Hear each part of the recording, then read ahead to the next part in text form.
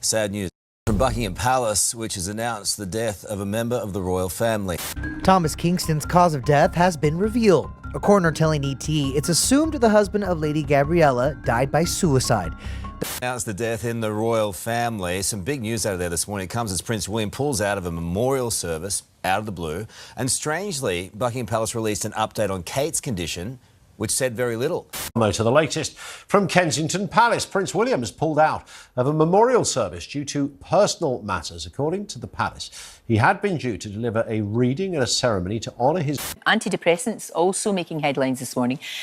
Lady Gabriella Kingston said that her husband Thomas, this is so tragic, took his own life after an adverse reaction to medication. On February 25th, 2024, Thomas Kingston, diplomat, financier, and husband to Lady Gabriella Windsor, was found dead at his parents' estate in the Cotswolds.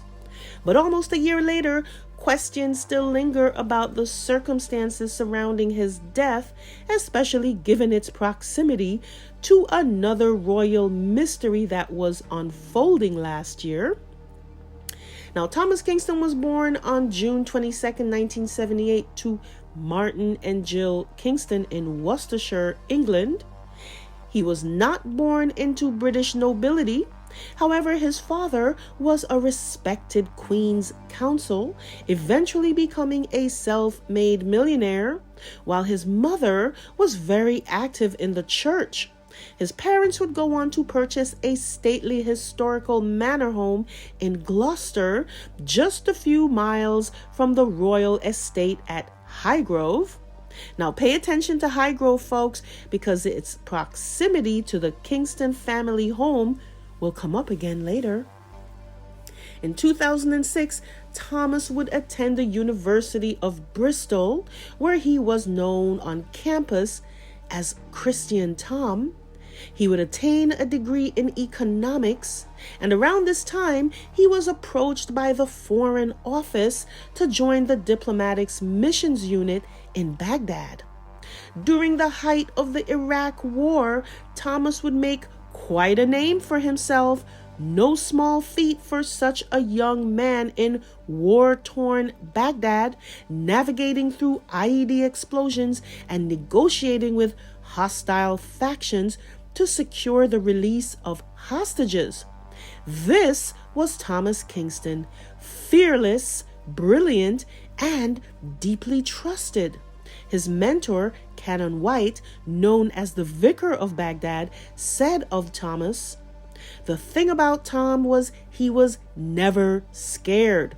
Whatever I asked him to do, he would do it with a big smile on his face in the middle of a war zone." Now, during this time, Thomas also became close friends with former MI6 officer and Tory cabinet minister Rory Stewart, who has declined discussing his friendship with the press.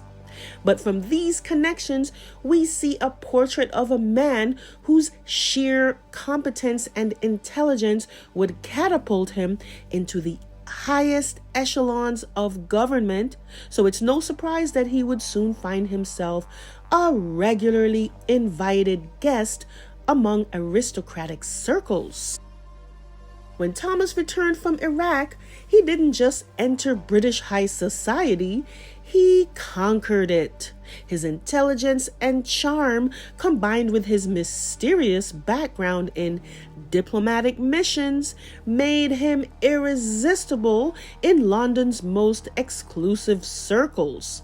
He joined Schroders, a prestigious asset management firm with deep royal connections, and quickly became known as one of the most eligible bachelors in Britain's upper echelons. Thomas was fast becoming a rising star in the financial world, and he had begun to catch the attention of many ladies in the aristocratic set, girls who frequently moved within the orbit of two handsome and popular Windsor princes. He was soon regularly seen attending exclusive parties at posh London clubs with the high society, dating women, some of whom William had dated as well. Girls such as Natalie Hicks Lubbock, a girl he first met at university, who was a regular at the Beaufort Polo Club frequented by William and Harry, and other girls who were at one time on William's radar as serious contenders for marriage, all during his on-again, off-again relationship with Kate. But Thomas's dating life would be thrust into the spotlight when he started dating Pippa Middleton, sister of Kate, who by this time had let bygones be bygones and went ahead and married William after all. Now, Pippa at this time was blazing a trail of her own as a high society girl, dating a string of high-profile men in finance, and Thomas was no exception to this class. The pair were often seen together at numerous swanky venues around London. Pippa at this time was on the hunt for a well-connected money man, and she had to prove that she could land a man of suitable social pedigree. Kate, of course, had snagged the biggest prize of all, but at what cost? The two would end their relationship in 2011. However, they remained on good terms and were still seen together up until 2013. Eventually, Pippa would go on to marry a hedge fund manager and purported billionaire, and they remained friends with her and Kingston, attending each other's weddings. Now, by the time he met Lady Gabriella Windsor in 2015, Kingston had established himself as more than just another society figure. He was someone who could move effortlessly between the worlds of finance, diplomacy, and royalty. But Gabriella herself came with an intriguing past. Before Kingston entered the picture, Gabriella had raised eyebrows in royal circles, and journalists she once dated penned a scandalous expose in Vanity Fair revealing her rebellious side. According to the piece, the young royal had a penchant for skinny dipping in the Queen's private pool and wasn't shy about indulging in recreational substances. Gabriella's mom was not too happy about Gabriella's choice of potential partners. And there's a whole lot to be said about Princess Michael, beginning with a string of controversial racial incidents. Now, there's one thing you should know about Gabriella and her parents, and that is that they are what you might call poor aristocrats. And I've talked about this in a previous video about how all the wealth gets passed down to only the direct heirs for tax purposes, leaving other royals with little more than vain titles to carry them through the gauntlet of Britain's brutal class system. And Gabriella was most likely struggling financially before she met Thomas, taking on a series of odd jobs here and there as a writer and occasional singer. Thomas by now had achieved notable financial success, and the two became officially an item. In 2018, Thomas proposed to Gabriella on the Isle of Sark. The wedding took place a year later at St. George's Chapel, the same venue where Harry and Meghan's wedding took place exactly a year before. In attendance was the late Queen Elizabeth, Prince Harry, and a host of who's who in London society. But notably absent was William, who was said to be busy that day handing out trophies as president of the FA Cup. Now, from all accounts, theirs was a blissful union. Friends of the couple remarked on how happy they were and that Thomas gave no indication of any problems in the marriage. Now, with his marriage to a royal and his impressive diplomatic background and charisma, Thomas was effortlessly absorbed into the royal fold, accompanying Gabriella to numerous royal events, including Trooping the Color and the Royal Ascot, where he had the estimable position of sitting in the royal box with Charles and Camilla, giving every indication of how highly regarded he was within the firm, despite his his non-aristocratic bearing.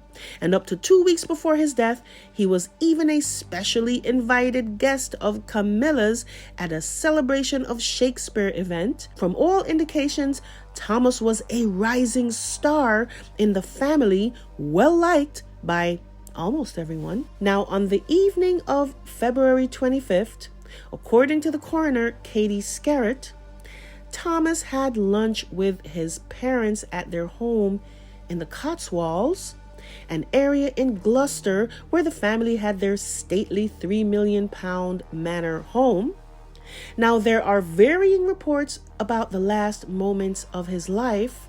Some reports state that both Thomas's parents went for a walk, while other reports state that his father alone went to walk the dog. Then there are reports that state that it was Thomas who went for a walk. Either way, at some point, Thomas could not be found. And after some time had passed, his parents decided to go looking for him. Now, this is where the story becomes kind of muddled due to a clever mix of semantics and innuendo. His father came upon a locked outbuilding located on the grounds of the property, and upon breaking down the door, Thomas was found with a catastrophic head injury and a gun nearby. The death was ruled not suspicious. Now, although he died that Saturday, it was not announced to the public for a full 2 days. Now, 2 days later, William failed to show up for his godfather's memorial. Now, if you recall, folks, the way in which the press reported his not showing up suggested that William's absence had something to do with Kingston's death. And then the press reported that one sentence that would blow the story wide open, stating that William's absence was not connected to Kingston's death.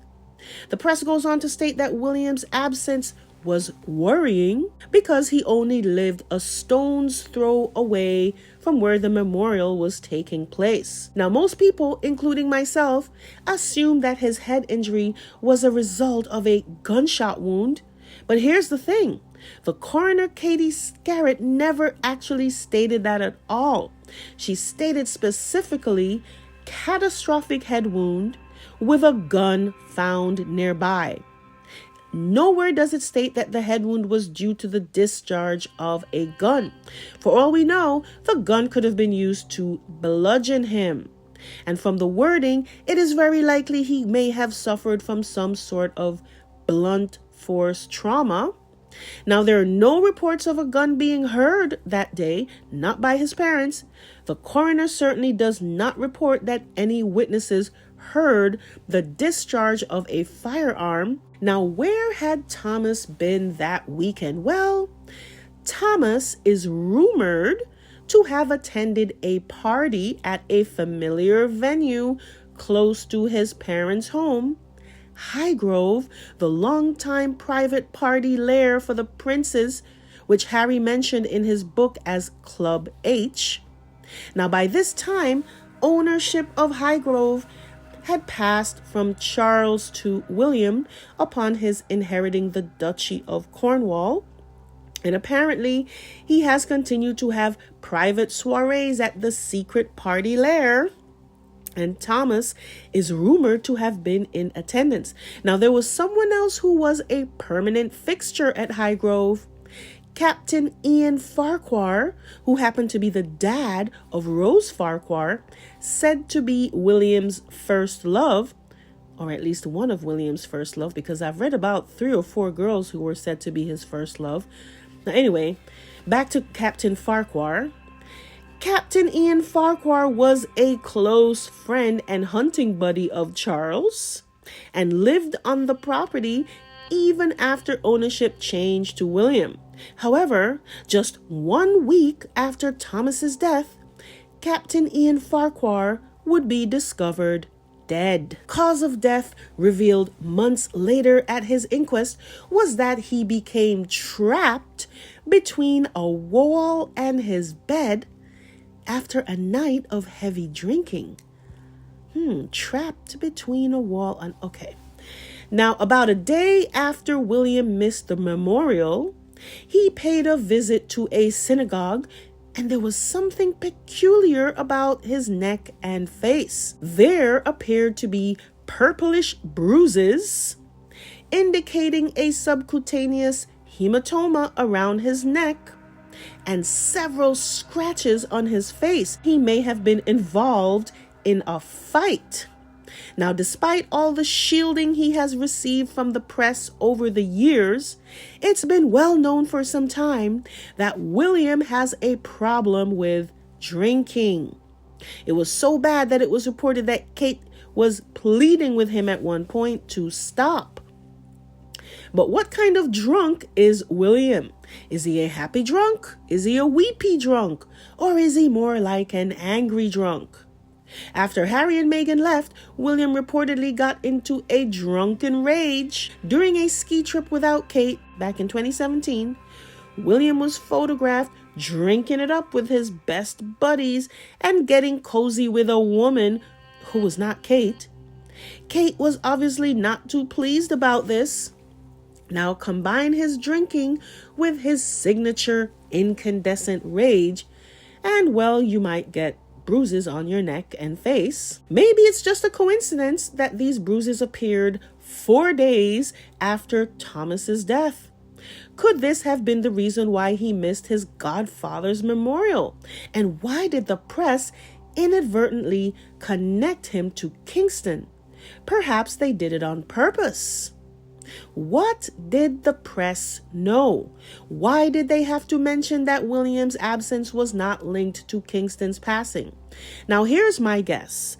My guess is that the press was perhaps aware that they had been together, possibly at one of the Highgrove soirees, and that some altercation may have occurred. Now, in the coroner's final report published back in December, it states that Thomas and his father were both gun owners and that he had borrowed one of his father's guns that weekend for a shoot.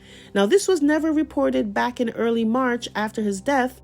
Now, in the 9 months after his death, the story began to expand with a recent addition not previously reported back in March that Thomas did go to a party the day before. It now states that he attended a birthday party for his young niece and that Lady Gabriella was not present. Now, initially, this was never reported. Could this possibly be to cover for the fact that he did attend a party, but that the actual party was at Highgrove? Now, in the days after his death, his inquest was formally opened. No one from Thomas's family was present. However, a member of the royal family was there as a representative, despite the fact that neither Thomas nor Gabriella were working royals. Later, a private funeral was held where William was said to be leading the procession, with reports stating that he was devastated. Now, it's important to note that there are no accounts from anyone of William and Thomas having been close friends. Charles and Camilla chose to skip the funeral. And by the way, the funeral seems to have been very hush-hush with no photographs from the press. And in the months that followed, Lady Gabriella was immediately whisked away to Kensington Palace. Now, a couple months ago, the result of Thomas's inquest were finally revealed to the public. Thomas, they claim, had been taking a mixture of antidepressant and sleep aid drugs, and that it was this deadly cocktail that precipitated his suicide.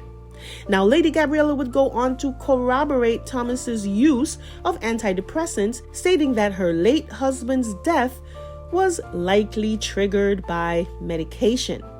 Now, remember, months before, reports stated that she was in complete shock and that there was nothing to indicate that he had been suffering from any mental illness. Now, here's another interesting revelation. We are now learning that Thomas's general practitioner is a woman who goes by the name of Nikki Naunton, and that Naunton had prescribed Thomas Zopiclone to help with sleeping, and sertraline for anxiety. However, his autopsy had found only caffeine and low levels of the sleep medication Zopicone in his body. But here's where the unbrand weirdness of the British royal family comes into play. Nicky Naunton, Thomas's alleged doctor, who supposedly prescribed him all these medications we're now just finding out about, also happens to be the apothecary, that's a fancy word for a pharmacist, of none other than Charles and Camilla. Really? Charles and Camilla's druggist is now conveniently claiming to be the doctor to someone who was not a royal, by the way, and who lived his own life separate from the royal family. Doesn't that seem odd that she's Charles and Camilla's pharmacist, but she's also his general practitioner? And folks, I'm gonna tell you what really jumps out at me here. Whatever happened to patient confidentiality? Don't you just find it odd that the British press is now very anxious to let us know that he was on a cocktail of psych medication, especially given the firm's famous motto of never complain, never explain? How come now they seem so eager to reveal such intimate details of this man's life several months after his death? We all know that transparency isn't something the firm is known for. And folks, I just find this sudden need to overshare extremely suspect. Why are they giving away so much information about this man's life when they are usually so secretive? It seems to me that the complicit British press are now extolling the dangers of antidepressants as a cover. Well, now see, they're just trying to warn us all, folks. Now, there is one way to find out if this cocktail of prescription drugs played some part in his demise. His body could be exhumed, and a forensic pathologist could make a determination that these drugs were in fact in his system. However, that is now impossible because months before, at his private funeral, Thomas was cremated. And so now we have a narrative solidly in place, with the British media snowballing any and all coverage about Thomas with warnings about antidepressants. And folks, we all know how they operate. When they want the public to believe whatever narrative they are pushing, all publications simultaneously blast all media outlets with that story. Much like Kate's so-called cancer battle or the Sussexes' supposed divorce. And here's another strange detail to the story. A few weeks back, the aforementioned Princess Michael seemed to be contradicting this narrative. Now, Princess Michael has long had a reputation for verbal diarrhea. Then out of nowhere came this report that she had some kind of freak accident where she broke both her wrists. I don't know, folks. People seem to be awfully accident prone in this family. So what might have happened? So when Thomas died, Kate was still MIA at that time.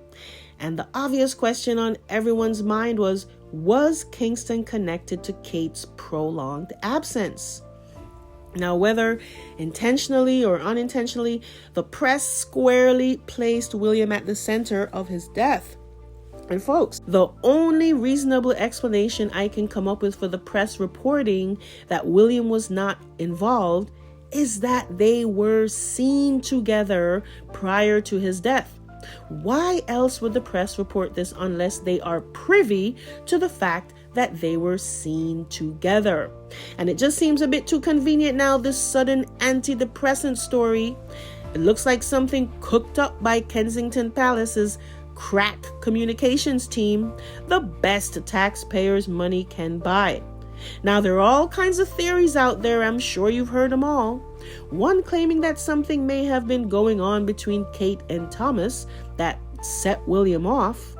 Another theory cites Kingston's history as a hostage negotiator in Iraq.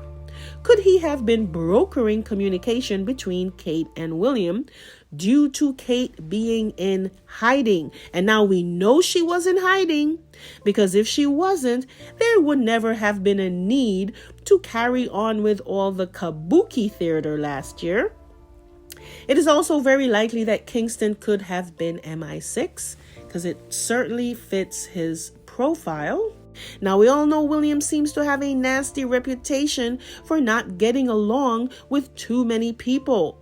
And it wouldn't surprise me one bit to find out that he had been beefing with this guy ever since he was a newcomer in royal circles. He was brilliant, a rising star in finance, mixing with the same circle of ladies as William, and even dating at least one girl that William also dated. I can see him resenting the attention that this usurper was getting, not just from the pool of eligible women, but gaining the admiration of senior royals as well. Now, lately, William has taken on a new title. According to this piece, he's now being referred to as the Rock of the family. If you recall, before that, he was the disciplinarian or something like that. And I noticed lately these weird articles keep popping up about him taking over the crown sooner than expected. And folks, you should know by now that every story the British press produces about the royals is approved by either Kensington Palace or Buckingham Palace. And it wouldn't surprise me one bit if they are involved in some sort of a Cold War. And who knows, it might just one day lead us to the truth. So guys, let me know what you think about this. Let me know if I missed anything. I know there are a few things I didn't bother to include in here. The coroner says that the evidence of his wife and family and business partner all supports his lack of suicidal intent. And there was even another, the coroner even stated at another time that she could not form a reasonable conclusion that he had intended to commit suicide. So there's still a lot of questions left open here, folks. Let me know what you think. Let me know if I missed anything. Of course, I know I probably missed a whole lot of stuff. Just trying to get to the truth, trying to figure things out across the pond. I can only go by what the press put out and by instinct. Anyway, thank you all for your support. Thank you so much. Like and subscribe. Send a super thanks if you can. Last time, a couple of folks sent me super thanks. Thank you so much, guys. I really appreciate it. Really appreciate the support. And I'll keep on trying to produce good quality content for you guys. And let me know what you think, and I'll catch you all in the next video.